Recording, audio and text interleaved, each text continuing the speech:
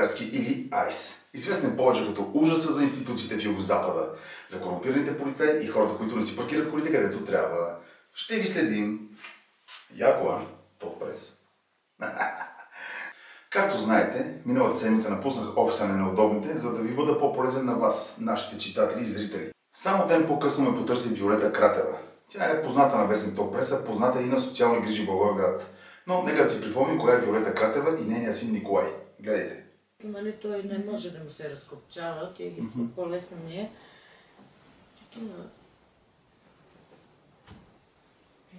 Видите как слиза, не е ли опасно да се... Опасен е, той не се жали за нищо. Ето, това ще се излезне, така се свива нозете и с нозете си тръгва така, то не е като... Той не можеш това, но повече рехабилитация, още не трябва. Ама няма отваря вратата или отваря? Отваря си я. Ориентира се къде минава, знае къде е телевизора, ориентира се навсякъде. Подвойна!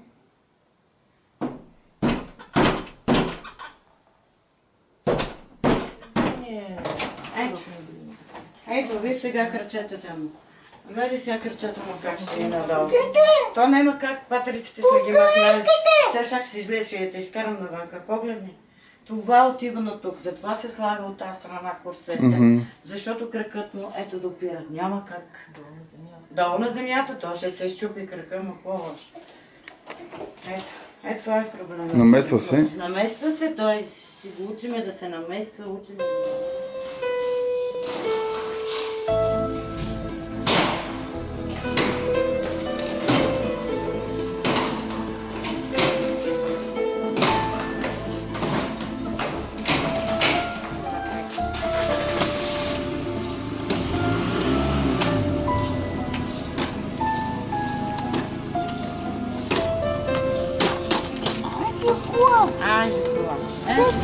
Ето е колата, ръмджи, сега ще дойде да свири. Целият боб ще лечи, бе. Той за него, не, знае и бебе. А е българин, може ли да ще е българин? Мама, папа, пипи. Какво иска? Пивиткане на колата, да пивитка. И да слуша музика. Тата! Айде кола! О, не ука! Мако! Айде кола! Къде? Йо! Айде кола!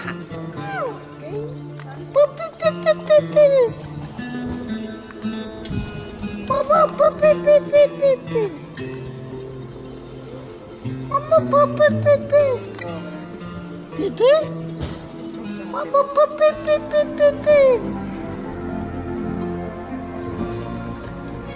Мамо! Ето това какво няма само. Мама, Чакай малко, чакай.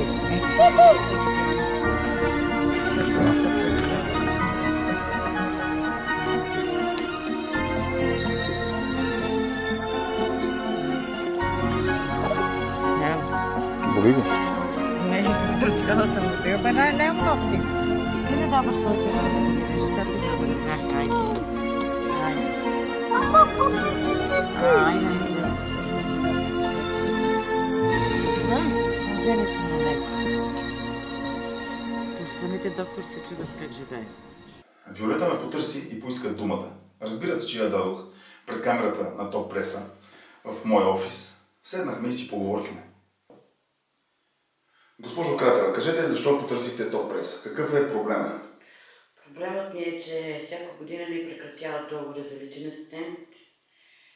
И ние падаме в такава ситуация, че това са 2 месеца без пари. А може ли една майка да изхрани едно дете инвалидно и една ученичка да поддържам? Вече абитурентка ще бъде. И дали то да платим 86 лева, дали лекарство да си купуваме, дали храна, дали просто без изходица се. Онлайн поредицата Неудобните и Топ преса застава зад една кауза искаме оставката на Балев. За това, че той не се справя, за смъртен случай в квартал Струмско с двете жени. Вие като родител на дете в тежко положение, бихте ли подкрепили тази инициатива? Да.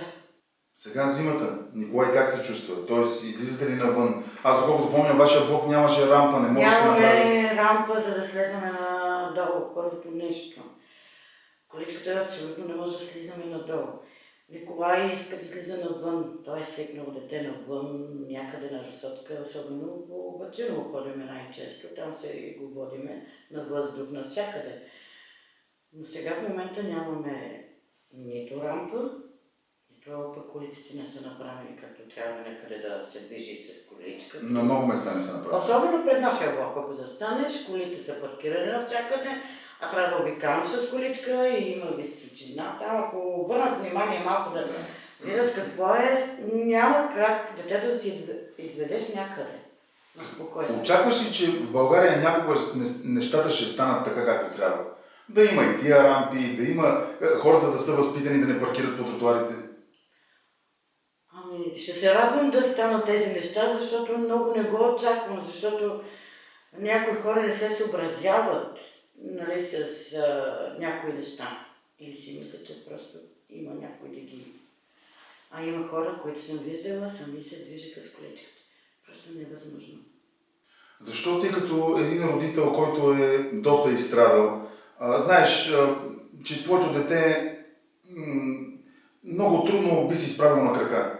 Това го знаеш, няма какво да се лъжеме. Зле е много. Абсолютно. Защо ти не си човека в Благоевград, който да направи тази инициатива за да срещне всички родители на инвалиди в такова положение? Да се срещнете, да кажете, ние не искаме повече да живеем по този начин, не искаме да сме... Значи на вас ви хвърлят някакви си 200 лева. Това са жълти стотинки и съжалявам, че трябва да го кажа жълти стотинки, защото ние не можем да купим, да си позволим за хигиената на едно дете, защото те са за памперси, къпане постоянно, измиване постоянно, защото те са в такова състояние, че трябва да се измиват.